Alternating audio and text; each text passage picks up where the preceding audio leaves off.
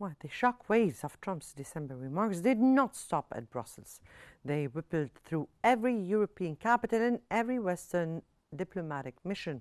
Washington's closest allies suddenly found themselves publicly confronted, accused of failing to end the Russia-Ukraine conflict, failing to manage immigration, and failing to shoulder the share of global responsibility.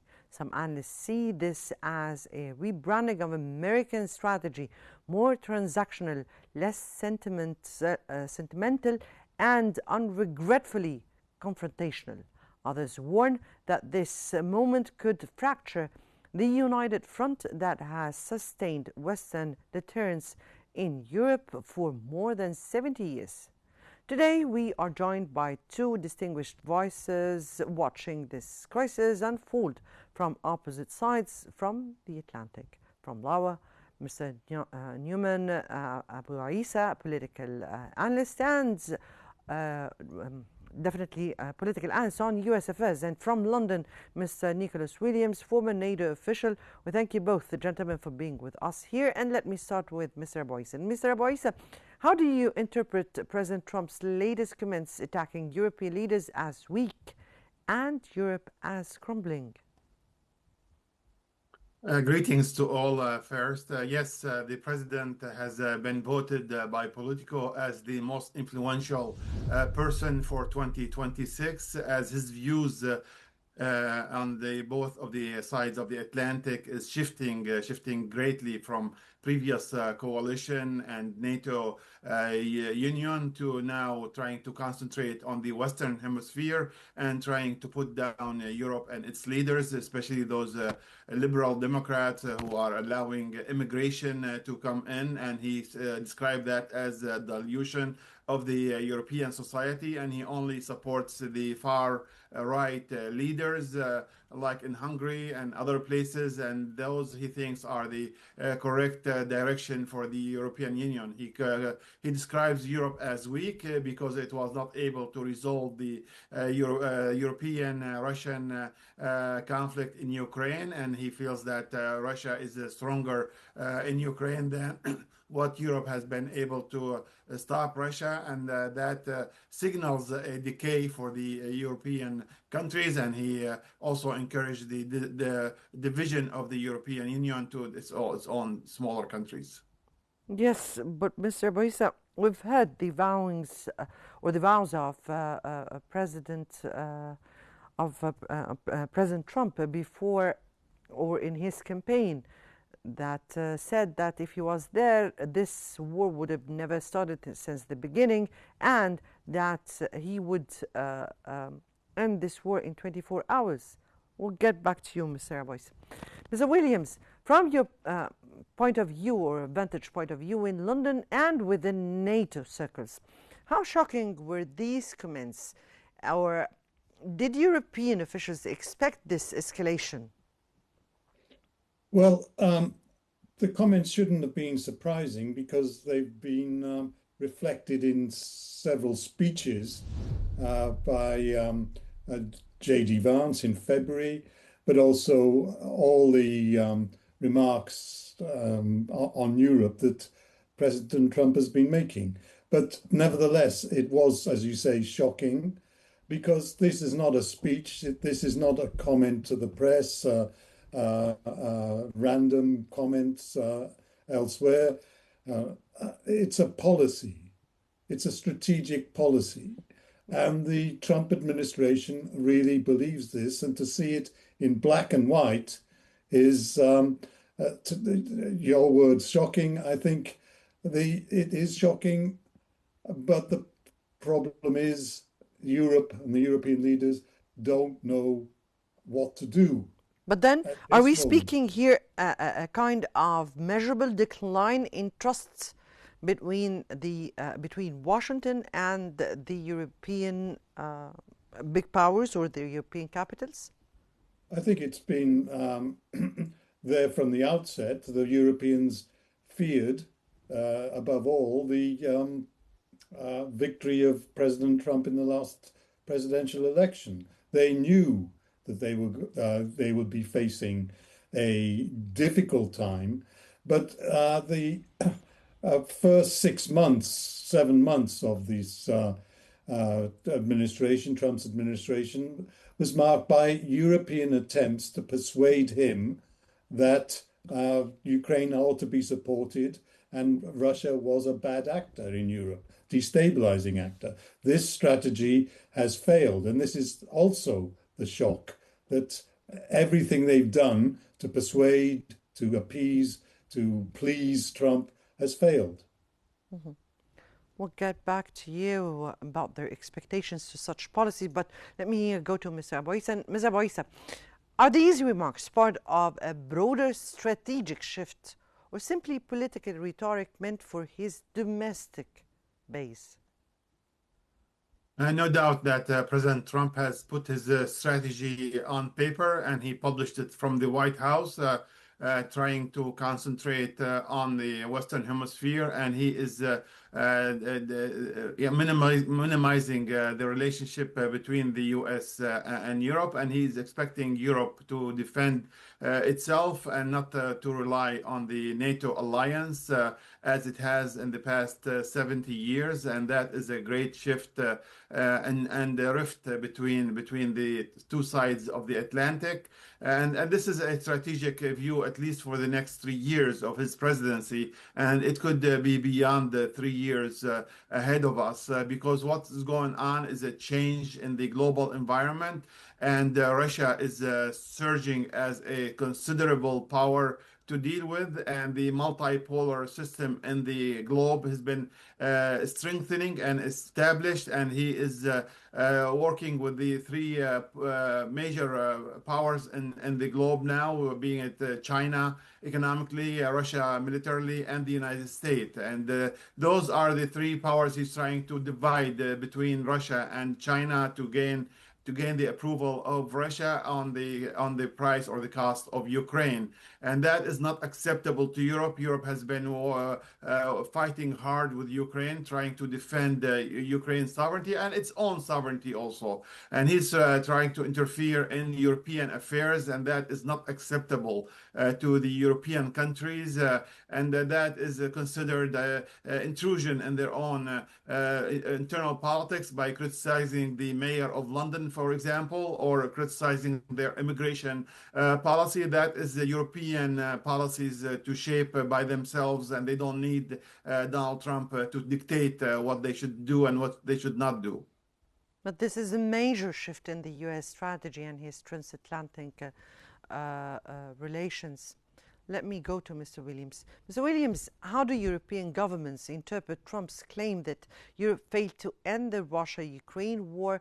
Is this seen as pressure, blame, or something deeper? Or is this, or is he using this narrative just to stay away from Europe, or as Mr. Abuissa here mentioned, a shift in his alliances towards Europe?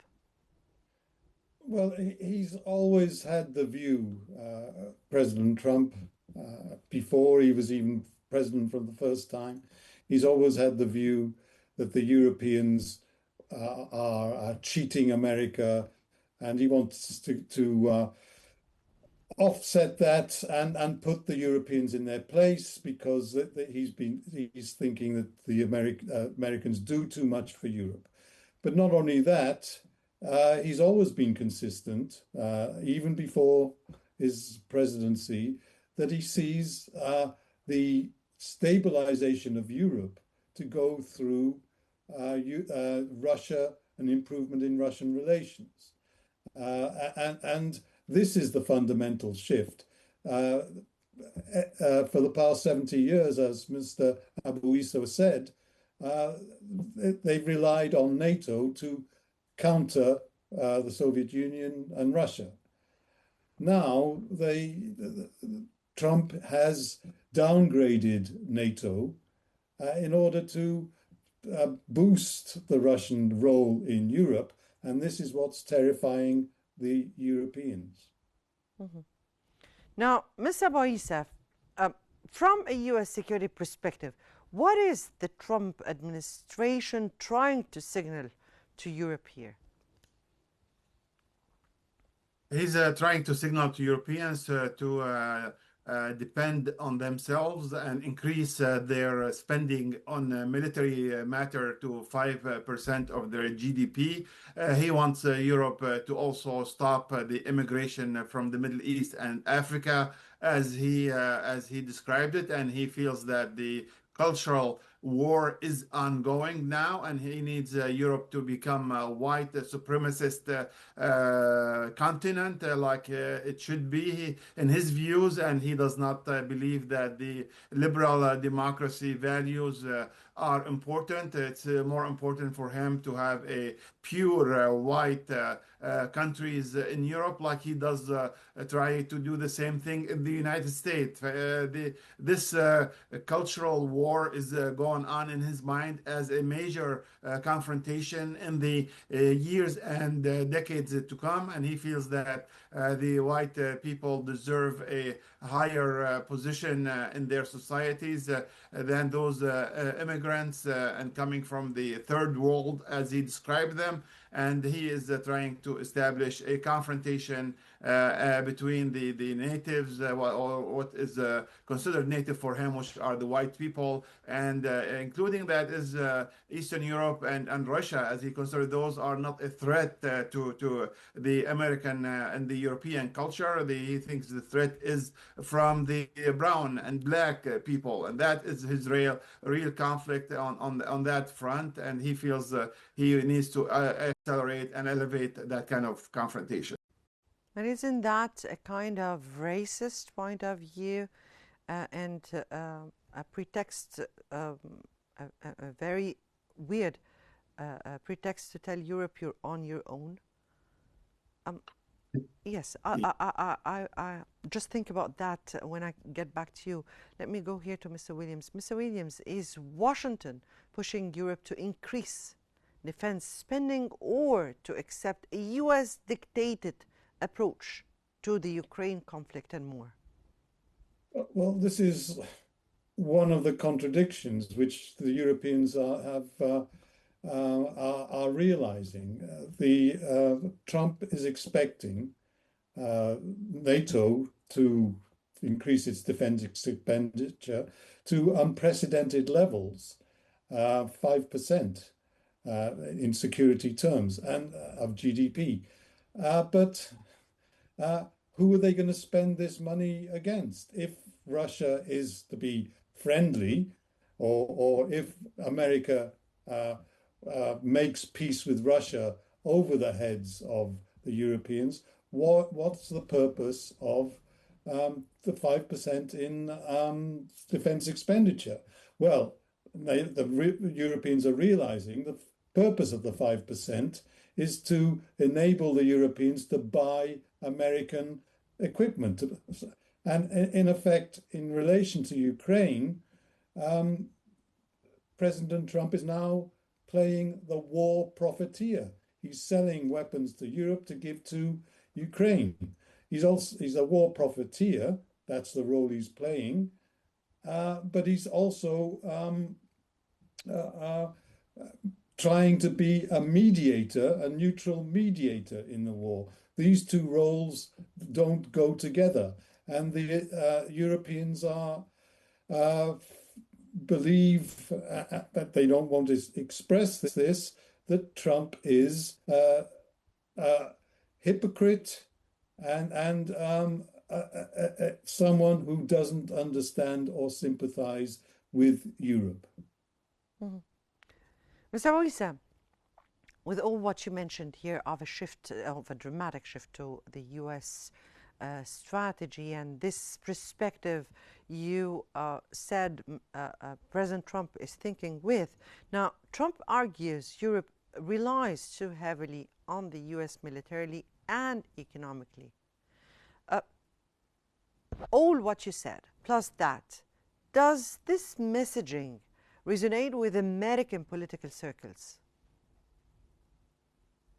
President Trump is a one of a kind. He shifted the policies of the Republican Party to his own views on the west side of the Atlantic, and he is leading the Republican in that direction. He's concentrating on the Western Hemisphere, and that's his the Monroe Doctrine.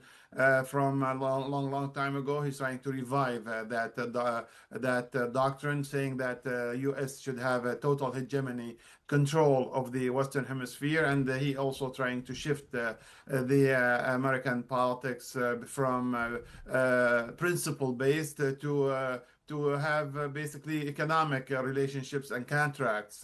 And that's what he's pressuring the world to have better economic relationship with the American government and the American companies. And he's trying to peddle for those companies to have more contract, as he prided himself as getting trillions of dollars worth of contract from his trips to the Middle East. And also he's trying to ask all the American embassies around the globe to shift their concentration from spreading the American democracy, American principle-based policies to economic relationship and disregard to those human rights they have been asking for in the past. And that's a major shift for the president, and that's going to change the way the United States is seen and respected around the globe. Mm-hmm. Ms. Williams, how could these public criticisms reshape NATO's cohesion in 2026? Do European military planners worry that public tensions could weaken NATO deterrence signals to Russia? Of course, and it's already weakening. Deterrence depends on credibility, and particularly the credibility that the Europeans and the United States are together in trying to deter Russia with with all European conventional forces and United States nuclear forces. If President Trump is now so friendly to Russia that he believes that he needs to develop the relationship with Russia, and in order to stabilize Europe, that's the idea that behind this strategic document, then the Europeans are lost and NATO is lost and deterrence is lost. And so, yes, I believe that deterrence is weakening, but that it's still sufficient to prevent an attack, an armed attack on, say, Poland, who is supplying or is the route between Europe and Ukraine in terms of weapons. The Russians are still believe that this deterrence works up to a point. And if they attack Poland, which President Trump likes, then deterrence and the whole panoply of NATO will kick in. But it's still eroding the deterrence idea. Mr. Abuissa, if Europe interprets these remarks as abandonment, could that push European leaders towards independent defense frameworks outside US influence? And how do you think the US will respond then? Yes, the European leaders, especially France and Germany, are trying to culminate a leadership of the continent, which have policies independent of the American policies, even though England might have a slightly different approach and some of the right-wing leaders in Europe. But it's clear that the major European countries have sensed a change, a shift in the American policies, and they need to respond accordingly to be able to form their own foreign policies for their own benefit and their own protection, because they see the United States is not a reliable ally like it has been in the past with the NATO alliance. And that is also a major shift. We'll see how that goes on the continent in the future. England has been trying to respect and stay as an allied force with the United States, and that is also a major shift which could divide the continent into its component, which will weaken further the European Union and the European force on the global scene.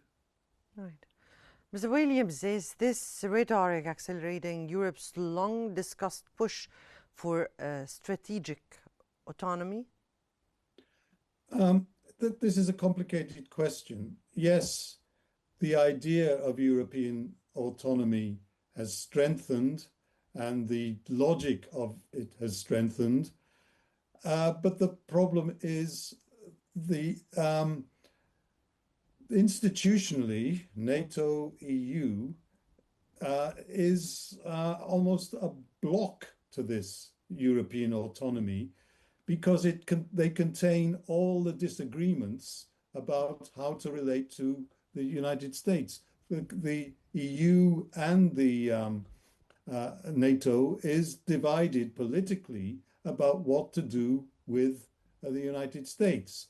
And this US strategy was very, very friendly and sympathetic and encouraging to Central and Eastern European countries. It was Western European countries, Germany, the UK, France, etc., that Trump criticized. And so the East European countries will do all they can to block European autonomy because they fear that United States is even if it's unreliable, it's the best hope they have against Russia.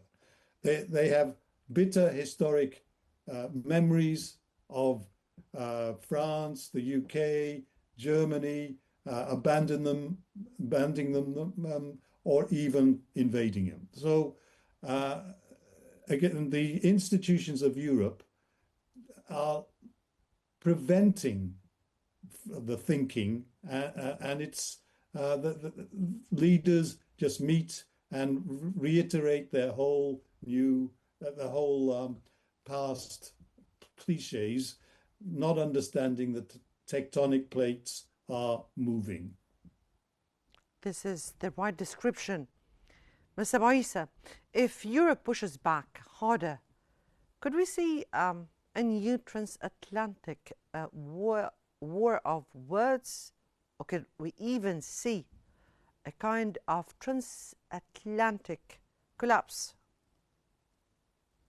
We've already seen the war of words, especially by the side of the President of the United States, by describing Europe as weak, as far as instead of being in a supportive position to our partners, which has been partners for a long, long time, describing them as weak and culturally going to be dissolved, as he described them. That is a cultural war we have seen.